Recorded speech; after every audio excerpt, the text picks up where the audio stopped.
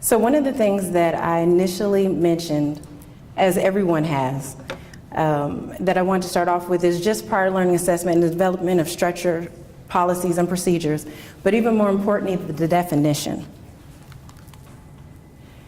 The thing that we have discussed in the previous presentations is really how do you define it? Is it prior learning assessment or credit for prior learning?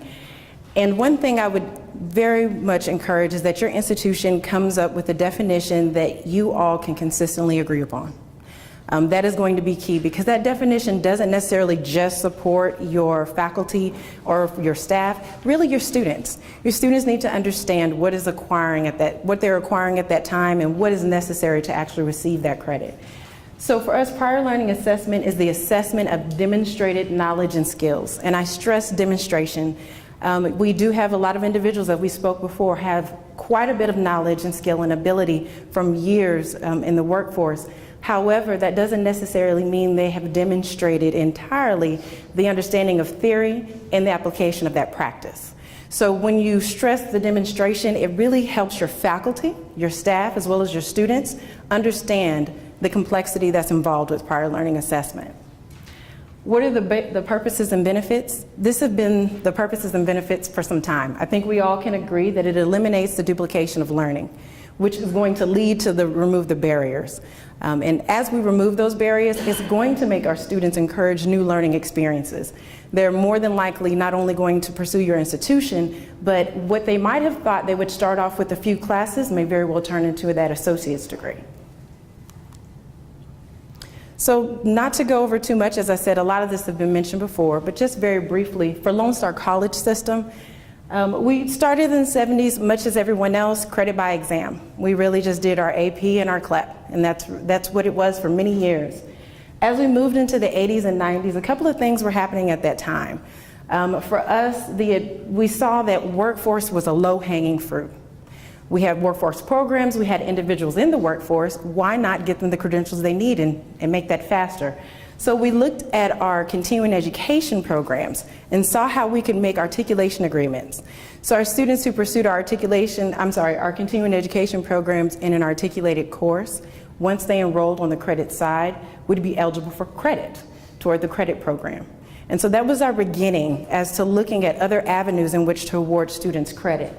At that time, we didn't have a consistent policy across the system. What we had was a guide in which these are some options you may consider. We call them articulation options. And as you can understand, with the number of campuses that we do have in our satellite system, our satellite centers, that became a bit of an issue for the entire system. Because as mentioned earlier, you might have a student that would go to one location in which the welding instructors knew exactly what they were talking about and understood the depth of that job, which may not be the equivalency of another campus. And so because of that, we needed to come with a policy and a procedure that really supported our students across the board. And at that time, Christina Todd was available, and so I'd like for her to speak to a little bit of those past events. Thank you, Lakisha. So around that turn of the 90s to 2000s, prior learning assessment became a trend across colleges and universities in the country. And we all saw also some other trends towards consistency at the time. Here in the state of Texas, we were seeing things like the WECMization process, so that all the courses were becoming consistent across the state. We were adopting common learning outcomes. ACGM is getting there now. We were seeing people across the state recognizing that students need to be able to move from place to place and have all of their learning, not just that which was in seat time, respected and documented.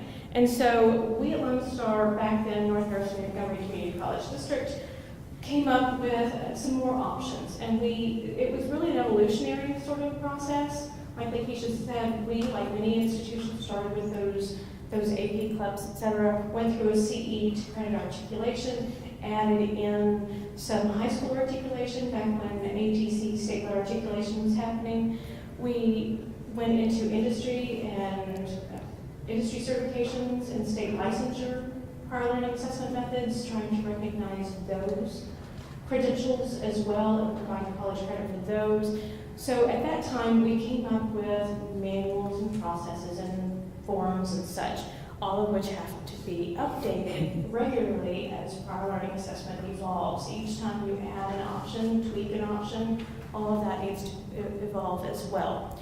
So like Lakisha was saying, we had this system approach in 2000 because we currently are a college system of 83,000 credit students, about 95, 98, something like that when you add in non-credit students as well. When you have 6 campuses like we do now, back then, probably back in 2004,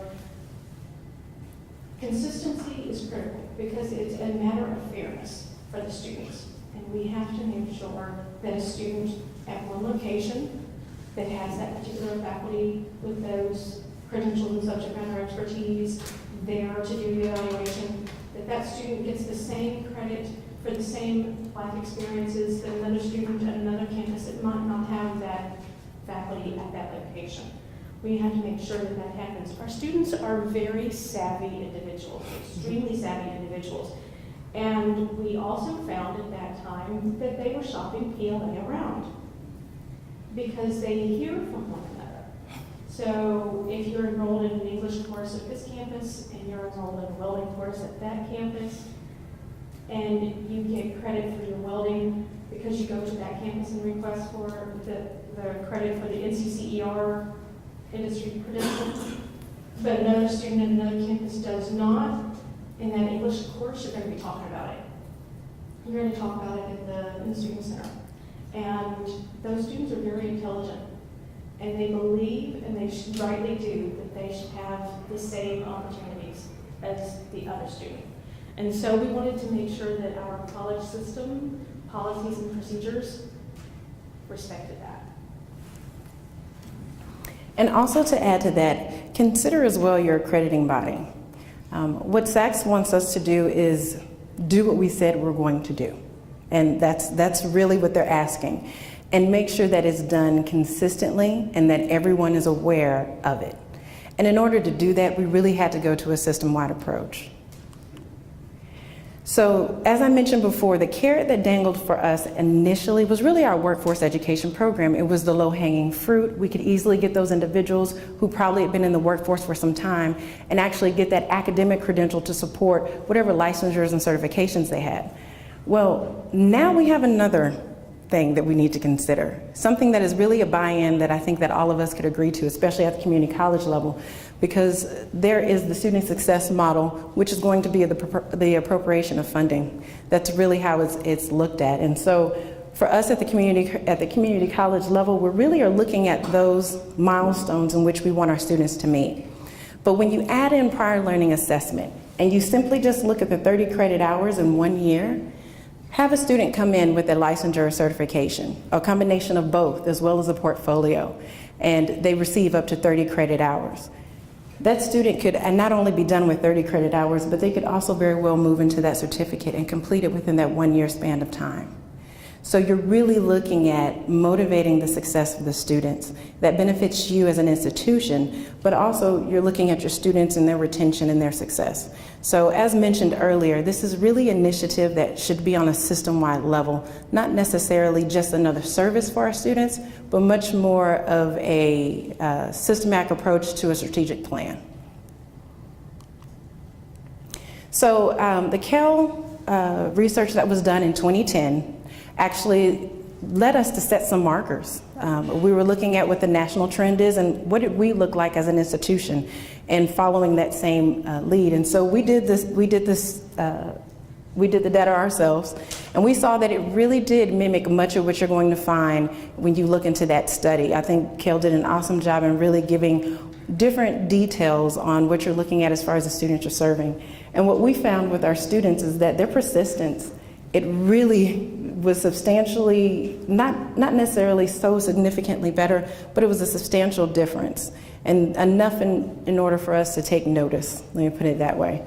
And so you definitely can see that our students from 2014 all the way into 2015, they were just up just a slightly higher with those students that received prior learning assessment credit. So our structure, with a system of our size, and with so many avenues that students can receive credit, That means there's so many variables as well.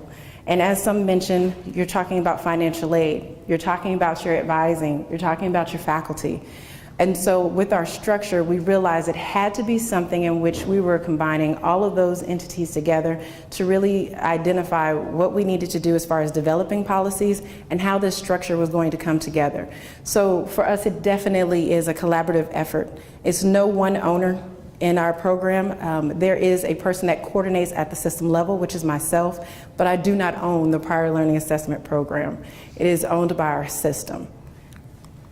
And to speak a little further to that, here's Christina. So that funnel is a lovely graphic, but you can recognize that PLA is an extremely complex system of opportunities for students. And that funnel doesn't always look so great. Sometimes that funnel has to look really wide for a ton of different stakeholders.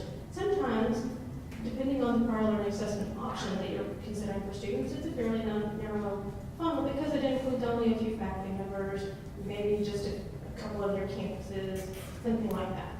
And the administration tries to help move things through. Sometimes you have to have somebody up in the funnel pushing the ones down below through a little bit because they've got their hands out. You know, those naysayers and the fence sitters, they've got hands out and they're holding on to the edge of the funnel and they're trying to keep things from happening as quickly as others want them to happen because they haven't been convinced yet.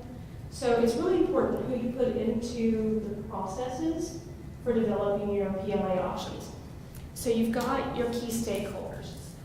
We've got the list here of the ones that we use at Lone Star. Obviously, every institution is going to be a little bit different. I think of it as all the people who need to be involved in your business model, plan, do, check, act kind of a process. So everybody that's involved in development needs to be in here. Everybody that's involved in implementation, making sure that students know about the options, making sure that the students know all the regulations of the options, making sure that the advisors know all the regulations of the options, that student records know how to put them into the system, all the implementation portions, they need to be in here. All the folks who are going to be involved in the evaluation of the PLA options need to be involved as well. Everybody that then gets to be involved in the redevelopment and the closing of that loop needs to be involved as well. So let's talk a little bit about some of the people involved in this process. We put faculty first because they are the walking, talking curriculum. So they develop the new assessment opportunities. That sounds so simplistic, doesn't it? It's absolutely not. Anybody that's ever developed a piece of the PLA knows that that's a really tough stage because it involves so many different faculty members. It involves them doing the research about whatever that option is, that life experience that they have to do the assessment of. It involves them having really in-depth, hard conversations with one another. You've got to love faculty because they like to discuss the academic rigor and the value of each piece of the curriculum. And they do that for every single piece of a PLA option. I remember when we did AP, and a few years ago, 5-7 years ago, AP tests were redone throughout. And so we had to have all of our faculty from all those AP disciplines go through and reevaluate the test to make sure that they still match the courses, make sure that their courses haven't evolved out, away from what the AP covered. And so that's an involved process. If you look at the test, you've got to look at the psychometrics. They've got to look at the curriculum that they're covering in the courses. It's really quite involved, and it's not uncommon to see faculty disagreeing with one another, not just the test, but with one another about what their courses are supposed to include. So that's a huge piece. They do the evaluation of the prior learning as well. So if you have a piece that is not as categorized as an AP score, maybe it's something like a portfolio or an ACE evaluation or something like that, they do that evaluation. Establishing the eligibility criteria specific to that assessment. So if it's an industry credential, does it have to be current? Can it be 2 years old? If you're a welder and you had an NCCER, but now you're doing welding inspection, So you haven't kept your NCC or welding credential current, but it's maybe 2 years old. Is that good enough? Because you're still doing inspection, which is a related piece. Or is that not good enough? They have to come up with those very specific eligibility criteria. They develop those internal challenge exams. We have an extensive list, dozens of internal challenge exams. And so they need to make sure that those are updated every time they change a learning outcome. Every time they change an assessment, they have to make sure that the internal challenge exam is updated to reflect that entire course.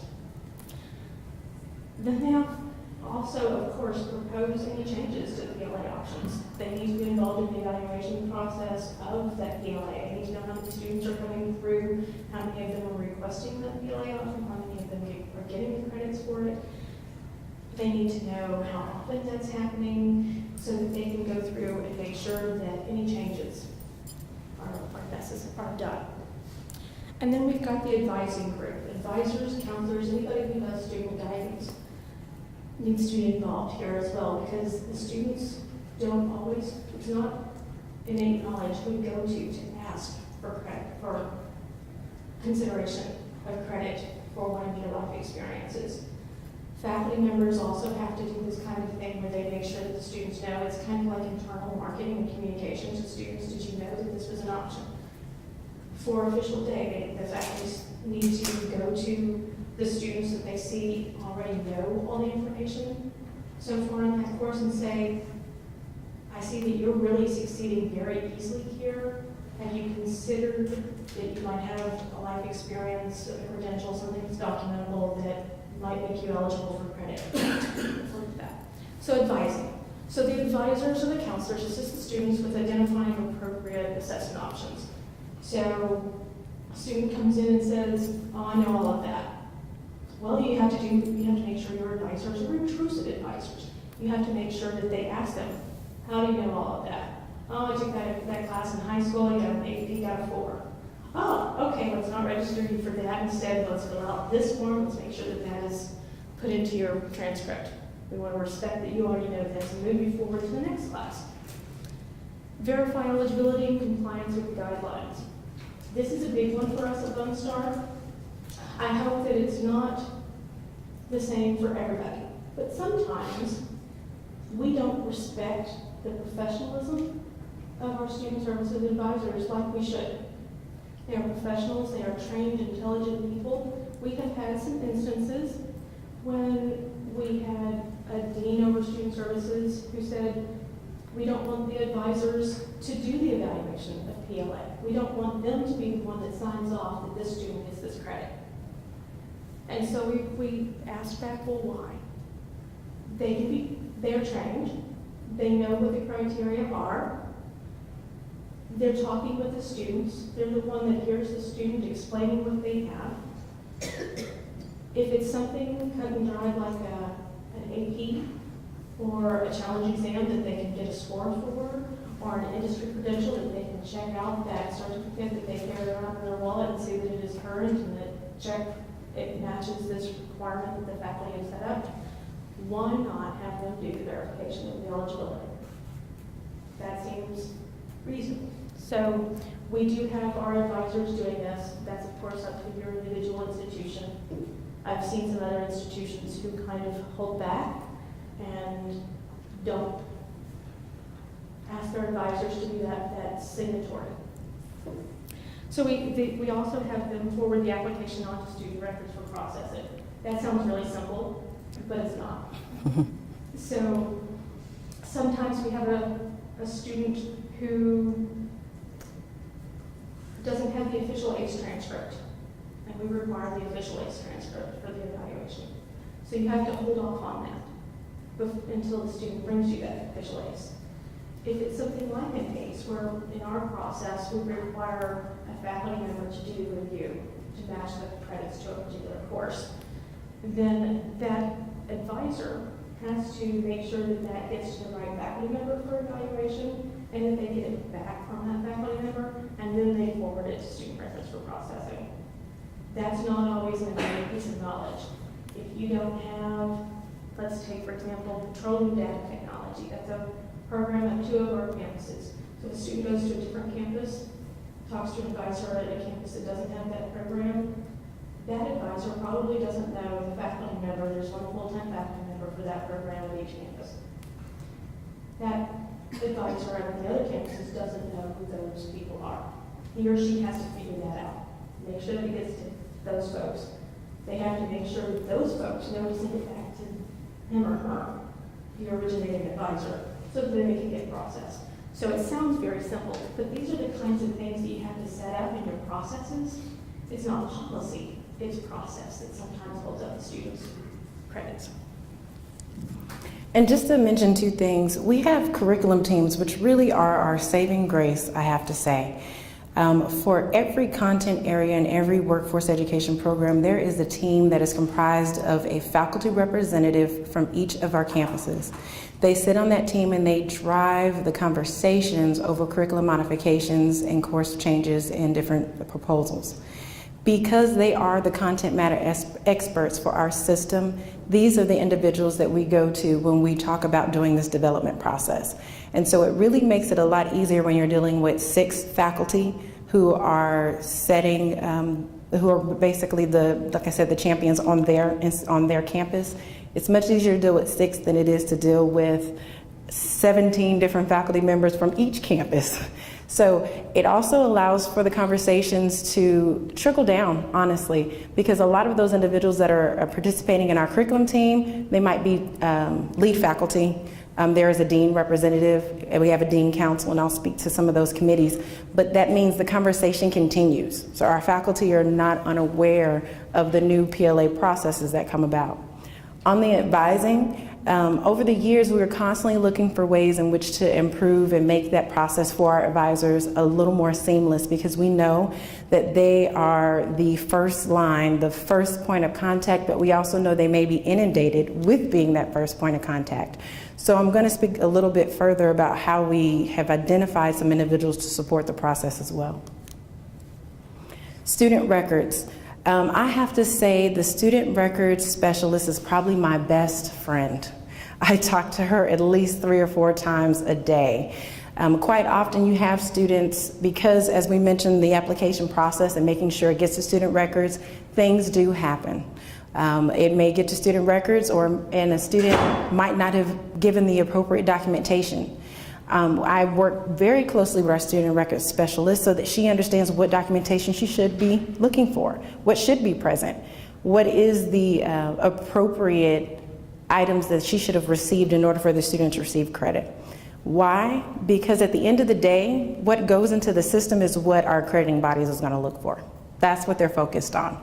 So if we're saying that this student has actually met the competency and the content and has mastered it, we really need to have that documentation readily available to show evidence of that. And so this individual would be your key point of contact in order to pull up that documentation. So I work very closely with her to make sure that it's in the system, and if we have any issues or errors that we're experiencing with a student's transcript regarding PLA, we work to resolve those as well. So the System Office Program Manager, really it's a coordination of, as I mentioned earlier, all the various areas that are involved. And that pretty much is the entire system. So we look at, really this individual is the liaison between the administrators and the campus constituents. So I would be present at our Vice President of Instruction Council meetings and other committee meetings and councils that we may have at the administrative level. And from those conversations or concerns that they might express with prior learning assessment, I then have other committees that I have specifically for PLA in which I explain those concerns, in which we talk about how we can develop new business processes, whether or not it's a policy issue that's causing this backlog, and how we can resolve matters. We conduct an annual program review that speaks to the data that I was able to show you, and we do that just to see where are we lacking, honestly. Where can there be continuous improvement? Are we not seeing enough students pursuing our prior learning assessment by portfolio? And if so, why not? If we're seeing military veterans receive credit, are they receiving enough credit in areas that we know that they might have had skills that they should have? And so pulling that data annually is definitely a way for us to set objectives for the new year and to look at some areas in which we need to make tasks, or maybe even task force or committees to support. I coordinate faculty evaluations. That's one of the things that Christina was mentioning about the advisors. One process that we've initiated very recently is in which the faculty evaluation is actually coordinated through our academic affairs department. That has really been a substantial help because our academic affairs department speak with the faculty all the time about curriculum revisions and changes. They work very closely with the curriculum teams.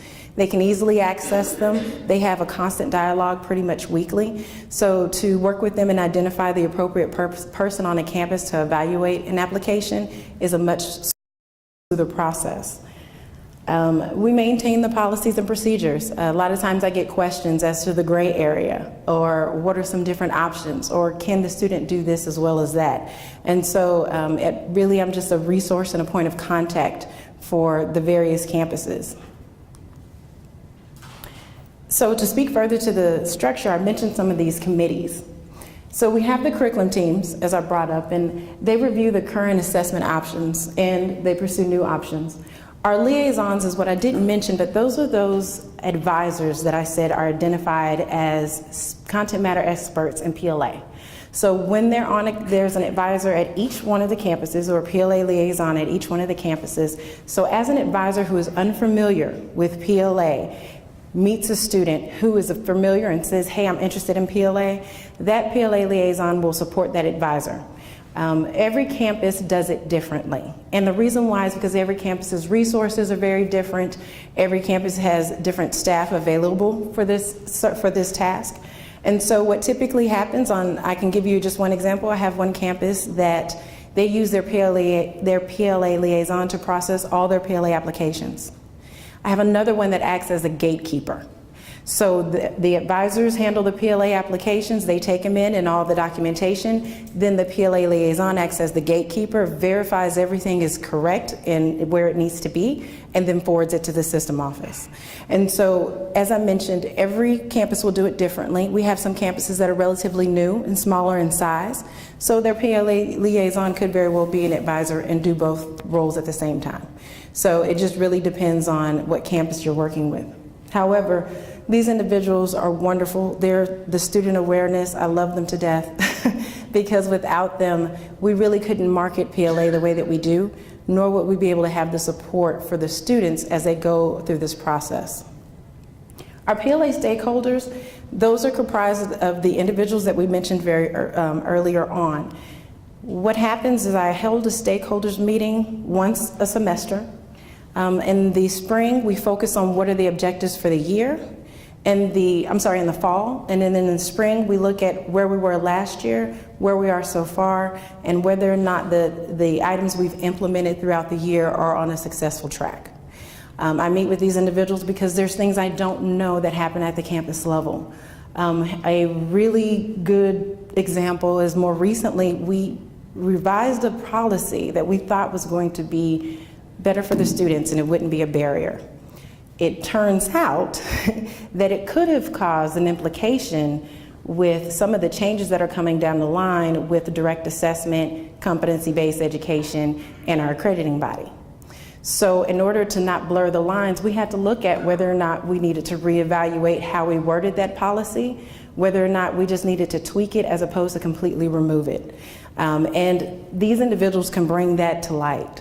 It might be a business process that we're doing that might be excessive because the student might be going back and forth too many times, and by that time it can be very discouraging to progress through the process. So if those things come about from our student services area, we can address that as well. So lessons that we've learned, dedicate your staff and faculty and resources. You really need individuals who are your PLA champions, your liaisons, your go-to.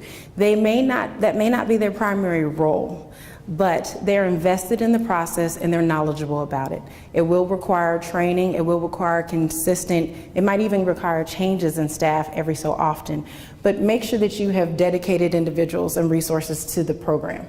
And clearly define the functions that require system oversight. Quite often, that's one of the things that I would get questions over a lot was, well, don't you handle PLA? So if something went wrong at the campus, or if it was a matter of the student just not being aware of who to go to on the campus, the idea was that system office would then oversee it and fix it.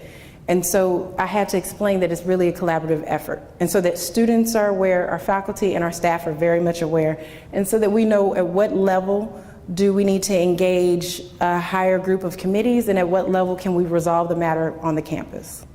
Is there anything you would like to speak to? Communication is key in all of these pieces, especially in between trainings. You have to have the manuals, the handbooks, the personnel that are known as the experts, because prior learning assessment in the individual options can be sometimes fairly rare. It might be just a couple of times a year that you get a student that has a particular industry license or state license that comes in. It might just be a few times a year that you get an obscure AP student that has one of those obscure AP exams with the appropriate score. So the people who are involved at that point don't have enough repetition of those rare instances of PLA to keep that in their head and know all the things that they have to do. And so they need to know who to go to. They need to know where to get the manuals, where to get the handbooks, where the forms are, that the forms are updated, things like that. Communication is absolutely key. Did you want me to cover appeals here? No, we're going to. Yeah. And so, as she mentioned, we have to maintain transparency, and so our website, which I'll show you a little bit later, it has exactly that, the eligibility requirements for the students. It has all of those prior learning assessments that are established, in which our faculty have already evaluated, have already made a determination, and if the student just provides the appropriate documentation, the credit is pretty much a done deal. And then we also have some understanding for students as far as what is necessary for them to provide, and resources for our advisors as they go through the process. So our procedures, when we develop and modify our process, it really comes from a number of areas.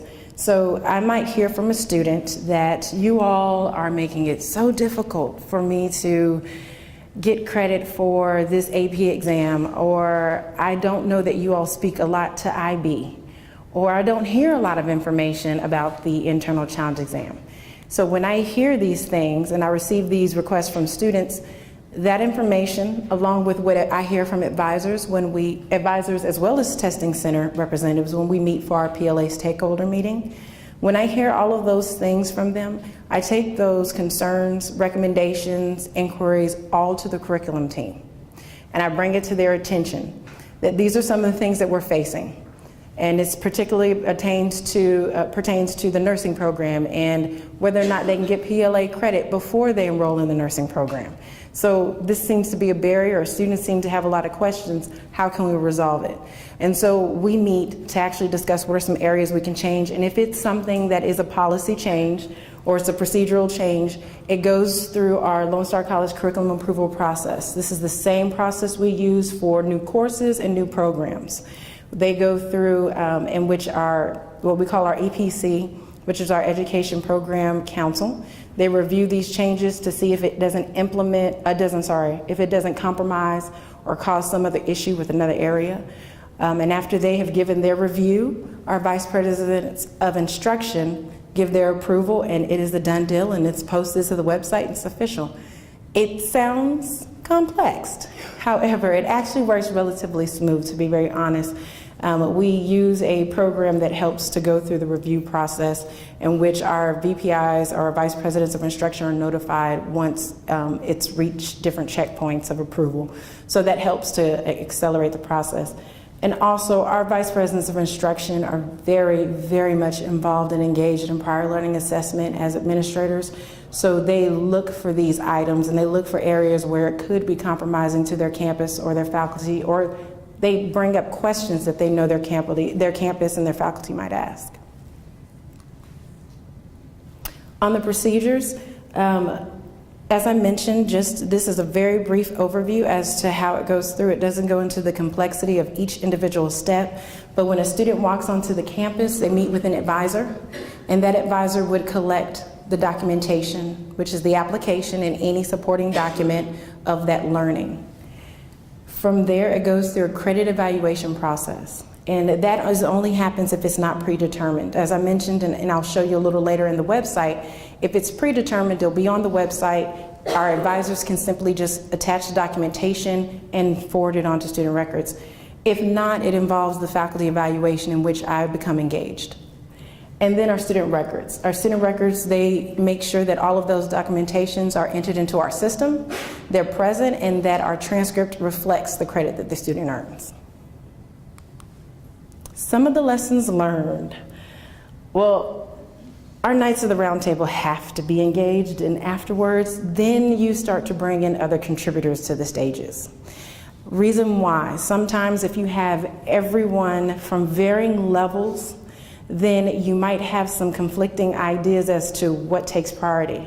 Because honestly, if I'm looking at a 50-foot view, I'm seeing things very differently than if it's right in front of me.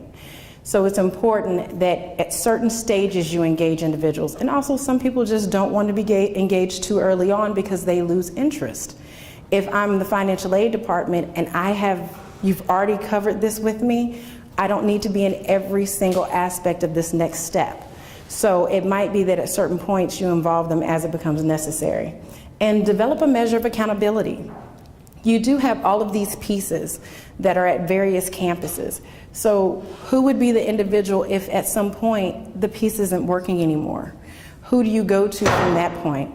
Would you go to your vice president of instruction if you're not having enough support with your faculty? Where do you go from there without causing conflict, but also making sure that the program and the process doesn't stop? My suggestion on this one of lessons learned is hire the right person to do all the management of the PLA. It needs to be somebody like Lakisha who's extremely strategic and can see that where the barriers are and where they are commonly happening, and who can figure out a different process that's going to make that happen faster for students, that's going to make sure that that verifies all the rigor and all the eligibility and such but still smooths that process when there are roadblocks that come up. You need to have a person also who is really excellent at relationship building, like Lakisha. Relationships are so important in priority assessment. The faculty have to have confidence in the person that runs the PLA, to have confidence in the PLA method and process. The advisors have to have confidence in the person who's doing the training for them so that they can feel confident that they can step out there and activate that for all the students that come to them. You have to have a person who knows how to manage all of this and know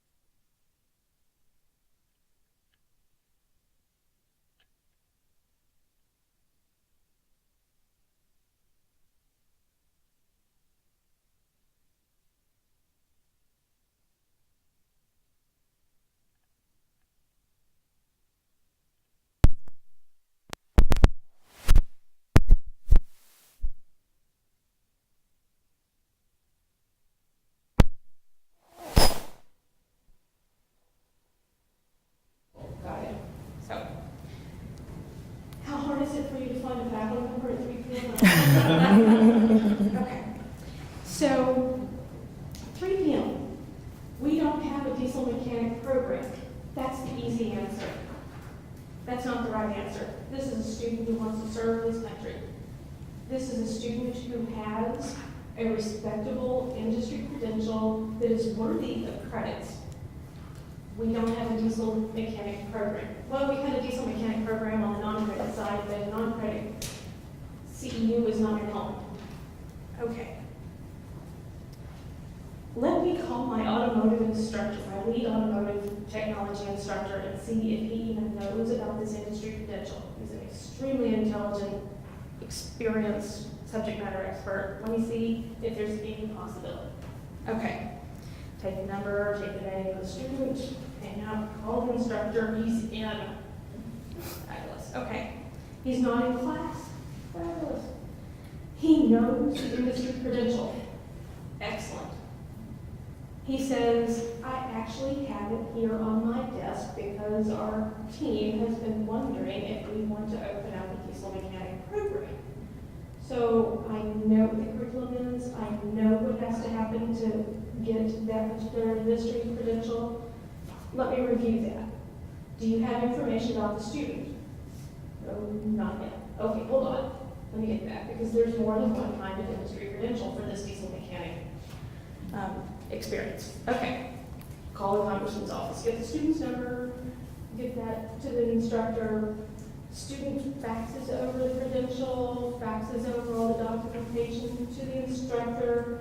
Instructor reviews it. Instructor checks every single learning outcome in 4 or 5 courses. Finds 2 courses. 3 credits each. 6 credits total. We're at about 4:15 on a Friday afternoon. I have to have a VP sign off because this PLA has not been submitted through the EPC process. That's policy. That's something that they can sign off on. Okay. Is the VP of instruction in at 4:15 on a Friday afternoon? Miracles happen. He's there, she's there, pardon me, that was a shave time. And the instructor runs it over to her, gets that signature, runs it to student services, gets it input into the system, faxes it back to the student because you have to have a student signature on the form. Student signs it, faxes it back, gets it into the system, starts off to training school on Monday morning. Yay, what a great experience. Exceptions are there for exceptional students for exceptional circumstances. And that's why I tell you about that one student, because he was exceptional. And about that one experience because it really was exceptional. So when you build up a process, you need to figure out what you would make an exception for, what is eligible for an appeal. Now, that student was our student too, I must add. They weren't just random. They weren't a random individual. They did belong to us. Yeah, they did take classes from us. In our service area. Yes. Okay.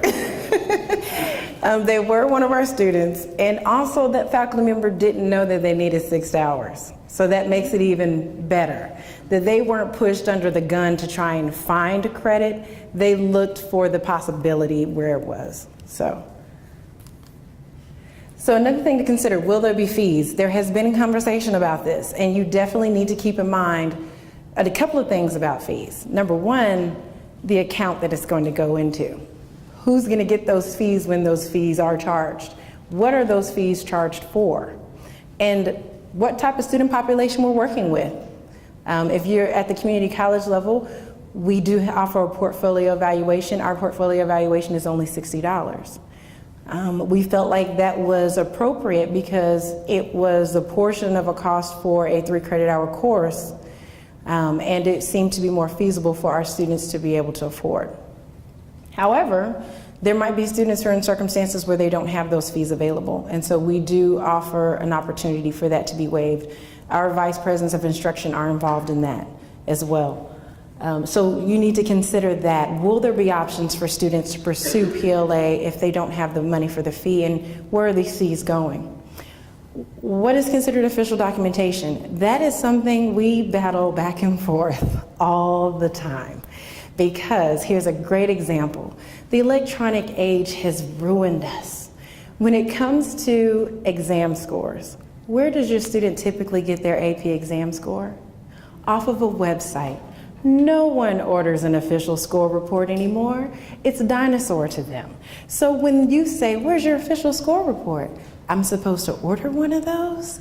And where do I send it? It is such a new concept to many of our students. And so they will go and print off an electronic copy, just a printout of what they have on the website, and they provide it to us. Now, that may be okay for a time or for a certain situation. However, we do require our students to provide official score reports. So what has happened in the past is we have accepted that printout on a temporary basis, and that the student would provide us or have sent to us the official score report at some point in time. So there's those matters as well, or even official documentation when it comes to a licensure. I will tell you that we do have a fire science program, and sometimes the organizations change how they give out their certifications. They no longer give out a certificate that they used to. You have to now go online and print out a record. And so that was an exception that we had to make in that regard, where we had to change the type of documentation requested. And so once again, as I mentioned before, working really closely with your student records person is going to be very key, because this person is going to be looking for the documentation standards that you set. So when these things change, you need to be sure to have conversations with them so they know what documentation to be looking for. Is there a time frame for requesting credit? As we mentioned with the high school articulation, 15 months after high school graduation, we have some computer science and computer technology certifications that do have a time frame of 3 years. After 3 years, they're no longer eligible for PLA credit for that cert. And why? Because the industry. I mean, things change, the software, maybe even the process or procedures or the technology. All of these things may change in the process, in the learning process. So therefore, we want to make sure that our students are current. And yes. So I took the calculus AP in 1989. Is that appropriate? Should I get credit now? Would that help me move into the next level? That is an excellent question. No. Exactly, but that is a very good question. Will you set rules for your exam scores? Will someone be able to walk in with any exam score from any year and apply that toward your next course?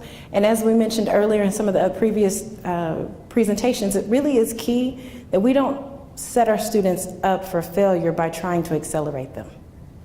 We want them to progress. We want them to be successful. So we want to make sure that they truly have mastered the competencies so that they will be successful in that subsequent course. So that is definitely something to consider. And have you considered the transfer policies of your university's partners when you start transcripting your PLA? How will that look? How will that look on your transcript? For us, our transcript records a TCR is what is in place. There's no grade awarded. There is no credit hour necessarily awarded. It's a TCR in that they met that course. That does not complicate them when they transfer and there's financial aid issues on the number of credit hours completed. Things to consider when you're looking at financial aid, when you're looking at transferability. Yes. It counts as hours earned towards completion, but it doesn't count as if the student had taken 16 credit hours for that semester. So it doesn't add to the credit hours the student completes at Lone Star College. So they're not in excess. How do you post it on your transcript? It's posted as TCR. I know, but is it a separate semester? Like we post credit by exam? No, it's not separated. It's within the courses, yes, it's within the semester. Now, I'm glad you bring that up, and I'm actually going to speak to that a little bit later. There has been conversations from SACS, basically, that they would like for there to be a separation.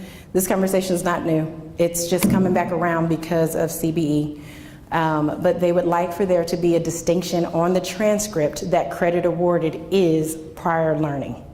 And they are looking at either the institution separating it out on the transcript or identifying on the transcript specifically instead of putting TCR, it might read PLA.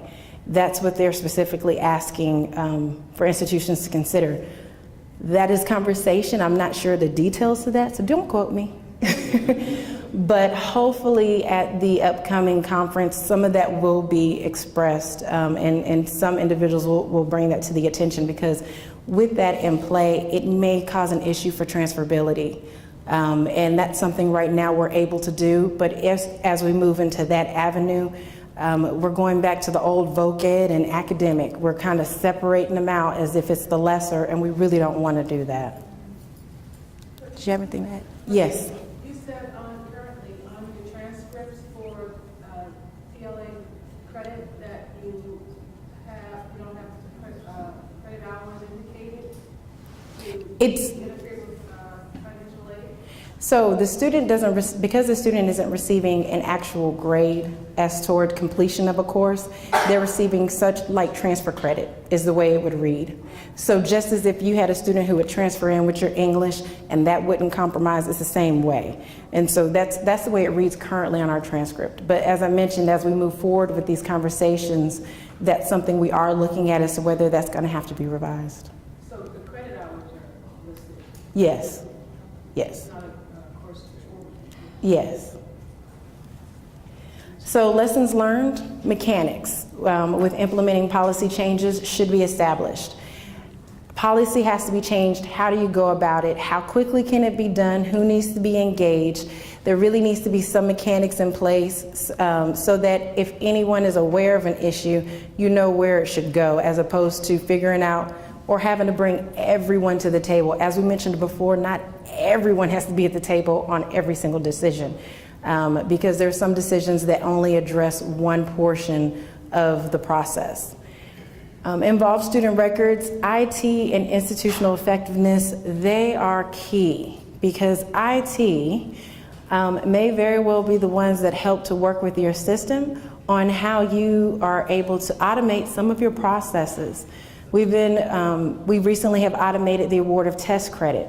It took a great effort between our student records and our Office of Technology in order to do so. We provided them all with the equivalent course credit, and they built a query that would allow for it to automatically populate. So now when our students' scores are entered, it automatically generates the equivalent course credit. And then you want to prevent creating barriers as you build policies. One of the things you want to do is you want to make sure that you maintain the integrity of your program, but not at the cost of your students, because that would only prevent them from pursuing PLA, and that's not what we would like to do. Yes, ma'am. A question. So are you utilizing institutional effectiveness to study how students do in preceding classes? Yes, we are.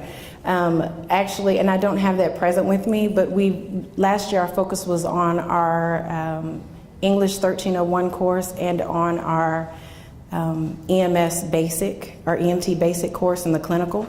We wanted to see how our students did in the subsequent course. The numbers were great, I just don't have it present with me. But we definitely do that. It also shows, it helps the faculty feel confident as well that what they have created as a PLA option is truly measuring content mastery. So they don't have apprehension, because I can pull that data and show them your students are being successful in that next course and they are prepared by the PLA that you've set. We use them also in the annual program review that I mentioned earlier. Every year I submit a request for an annual review of certain queries and data, and they provide that to me so that we can look at what are some areas we need to improve and what objectives are we going to set for the next year. Anything you'd like to? So the assessment options, I won't go through them bit by bit, but what I did want to mention is some of the challenges and issues that we faced. We have 8 different assessment options for our students. They are welcome to pursue any combination of these. They just cannot exceed 50% of a certificate or degree. So we do have military students who pursue portfolio, who also have licensures and certifications, and the combination of the 3 different types of PLA options would still award them the credit that they need. So just to speak to some of the challenges when it came to ACE, faculty understanding the ACE evaluation process. As you all heard earlier, that's definitely a key thing, the buy-in. So one of the recommendations, promote your faculty to become ACE evaluators. That's how you get them engaged. That's how you get the buy-in. If they're a part of the process on the ACE evaluation, they can speak to the rigor and to the depth and the breadth of the information that is reviewed. So that is really one of the greatest recommendations I could give you. On the solution, we worked with a Perkins, I think it was a Perkins grant about 2 years ago, maybe even 3, to develop an on-demand training to address evaluation of military transcripts. And that was marketed out to all of our faculty who are heavily engaged in our evaluation of military transcripts. We do have a military crosswalk that we use. It is present on our website. Students can access that prior to enrollment. But in addition, because we use the common courses that we found amongst our military population, we know that there are students coming from us with other experiences that we might not have reviewed. And so we still do a faculty evaluation of one-on-one in those instances. And when we do so, they will use that training as a resource. Anything to add? On this one, it's finding the right faculty member. We have faculty members who adore their veteran students, are veterans themselves, have veterans in their family, and they really want to do this. They're going to be the ones that move them through the fastest, review the most comprehensively all of their experiences in the military. Don't just look at the standard evaluation or recommendation that comes out of ACE. They're going to really look at it comprehensively. Our CE to credit articulation is one of our first opportunities that we gave to our students. One of the things that are key is having one of those CE representatives on those curriculum team discussions, because they will be able to speak to what they're offering, because CE programs aren't offered at the same time frame in which academic programs are. They might be embarking on new programs that can start them much faster. And so having that conversation, keeping them engaged, will keep the faculty in contact with one another, so that those on the non-credit side will be able to express what's going on with them, and the credit side can already determine the match as they're building our CE programs. That's actually how we were able to do our law enforcement program. They were in the same room. It was easy, quick, and there was really no need to compromise. Everyone was in absolute agreement because they were present on the development of the curriculum. A solution, as I mentioned, that would be is to have them on the team, but just keep in mind that as you regularly review credit programs, if you're going to have these articulation agreements, your non-credit individuals need to be involved as well. So with continuing education to credit articulation, this often also leads to an industry credential, industry certification, PLA option, because a lot of our CTE continuing ed offerings are really in professional development that lead to some sort of certification. Do they get an A+ certification? Do they get an AWS welding certification? Something like that. And what we found is that it is often more beneficial to use that as a PLA, because that opens up our learning assessment for not just those students that came through our CE programs, but to anybody who received that credential through another training provider. And so more students would be eligible for PLA through that broader umbrella. We're also taking advantage of the TACC partnership with CALE and their offering of a portfolio development course, and we're taking advantage of it on the non-credit side. Because we already offer a prior learning assessment portfolio option and we have faculty involved in that, we thought that it would be a great opportunity for those individuals in our community that can take advantage of that lower cost through the partnership with CALE and TACC. So those students are able to take pay the $50, I believe is associated with the actual taking of the course. And also those individuals who are coming to us from corporate college especially might not be interested in lower level courses with the associate's degree. However, by allowing them to have access to that CALE program, they're able to do and develop create and develop their portfolio and submit it to CALE for evaluation for credit that might be applicable for their next level of academic credential. PLA by exam, this is just a brief overview of some of the exams that we accept. The Avant placement is a unique situation in which we have our students take the placement exam, and where they place once they complete the course is when that placement course with a C or better is when we award the credit for the lower level courses. So it's almost like they demonstrate knowledge, but they actually demonstrate their ability to apply that knowledge by completion of the course. So it's a little more of a unique situation, but our faculty have evaluated exams from all of these organizations. Our internal challenge exams are developed by our faculty. They're a $25 fee. Our students can take them, and when I mentioned earlier about a policy change, this is one of them. As we look at direct assessment being better defined, one of the key things about direct assessment by federal aid standards is that direct assessment is substantive and regular interaction with a faculty member.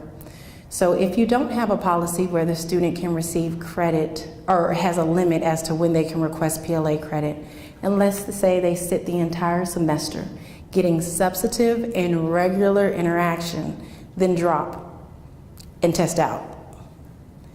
That may be blurring the lines, because direct assessment is about having that ability to, for lack of better words, test out. So you want to keep those type of things in line as you're creating your policies.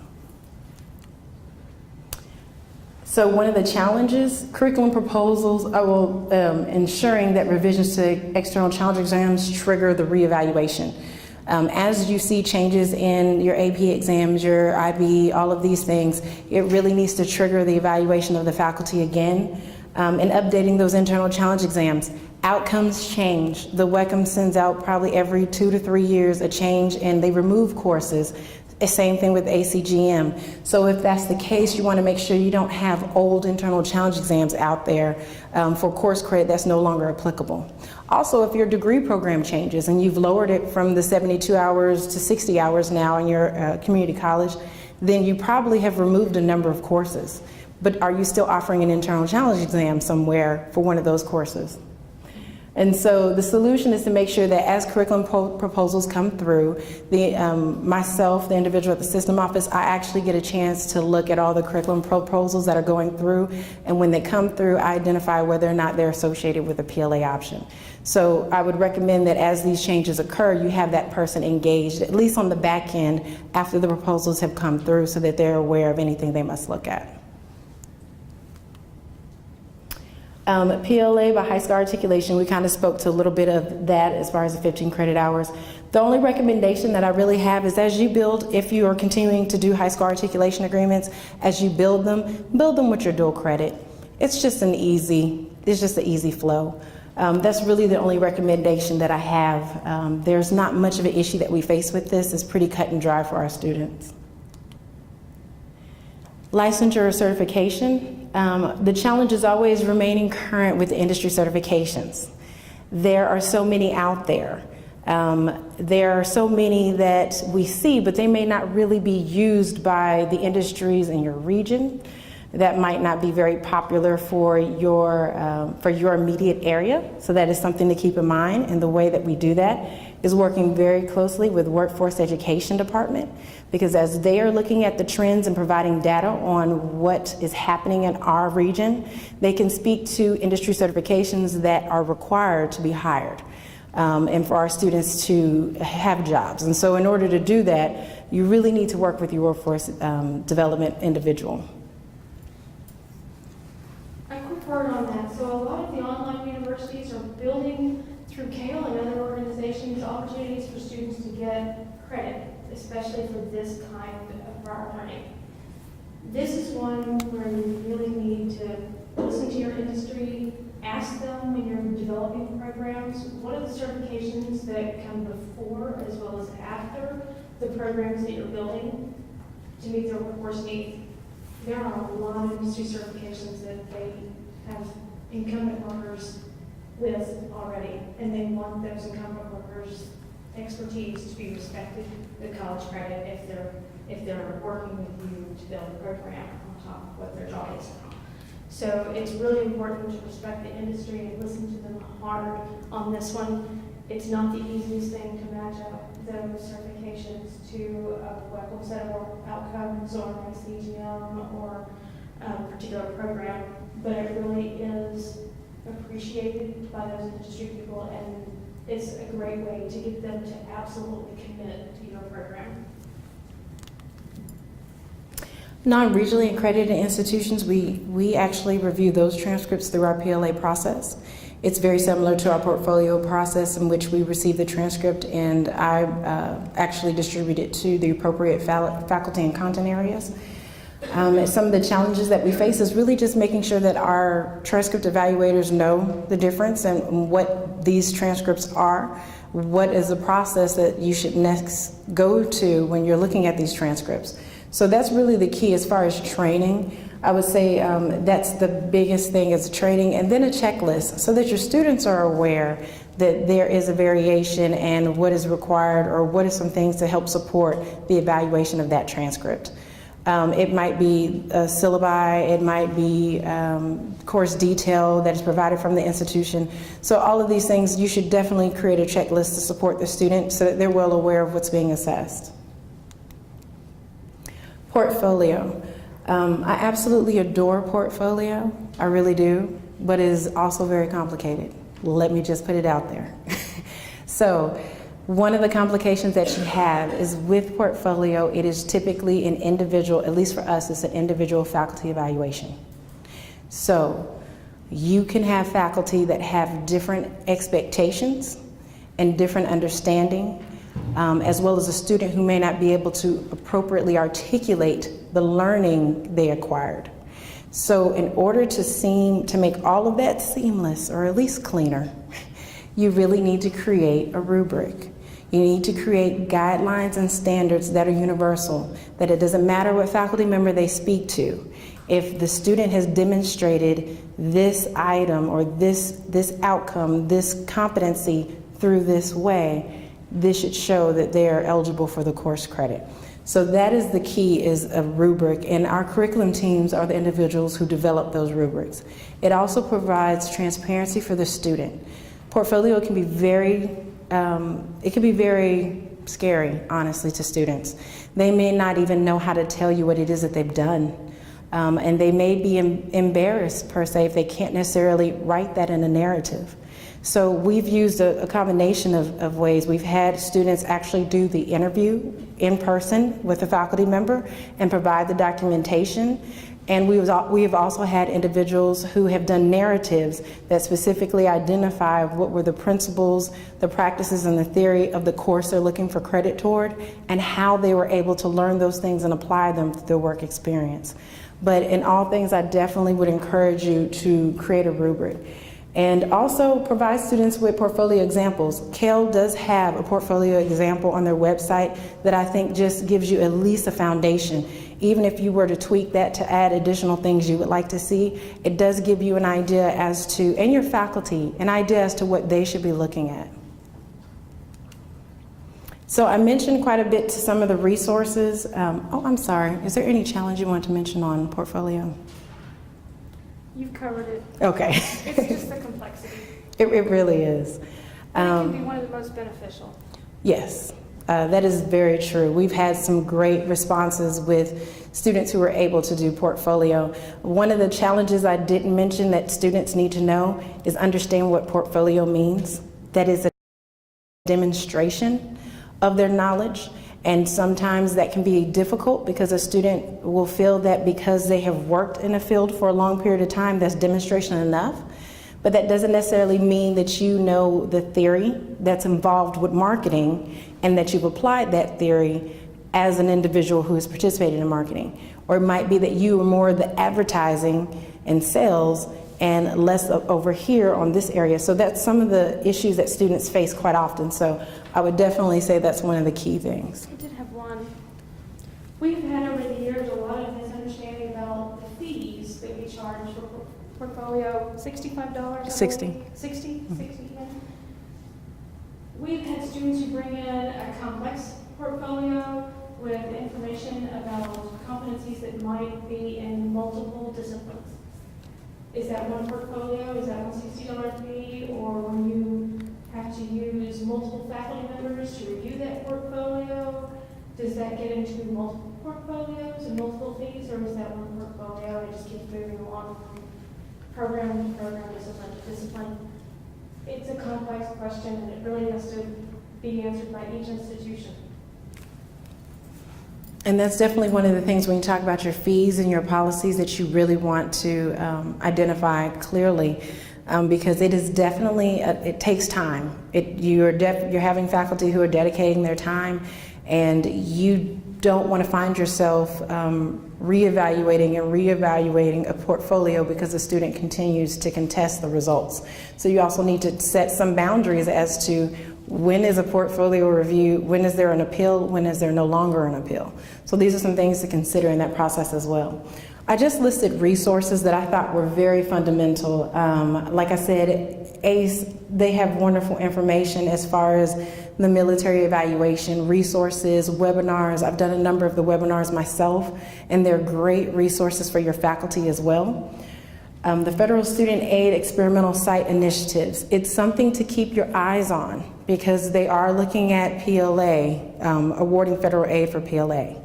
And as these things occur, that means that more definition is going to have to be brought to your program. Might be that you have to change policies or do some different implementation or some different business practices. So you want to keep current with it simply because we're not really sure how this is going to evolve. But it definitely is going to be an opportunity also if you're currently doing PLA for your students maybe to do some supplemental work prior to taking that PLA, that internal challenges exam, or even receive funds so that they can participate possibly in the CALE portfolio evaluation. So these are things to look forward to. CALE, as I mentioned, they have the PLA 10 standards. Use them as a resource. They have great examples that you can also use as fundamental or just a stepping stone as far as you're building your policies. And you're more than welcome to visit our website. We do have a resource manual.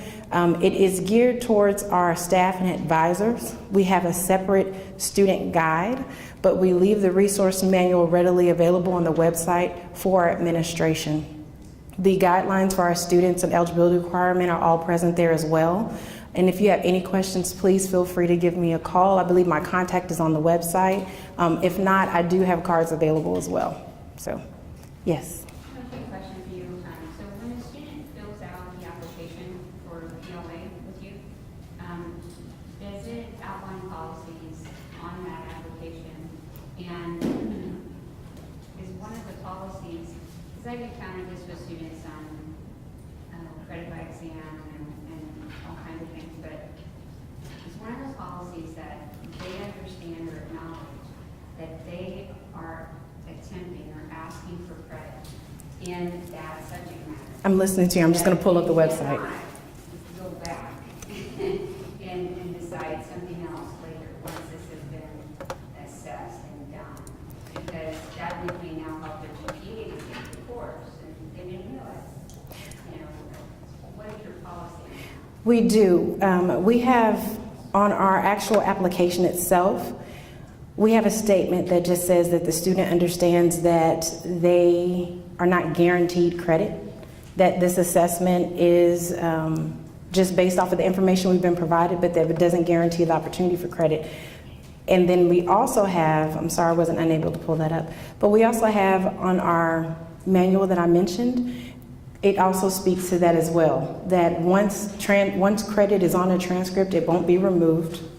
You can't then ask for a grade for it because we don't award grades for PLA credit. And so those things are clearly outlined in our policies. Are there any other questions? Well, thank you very much for your time.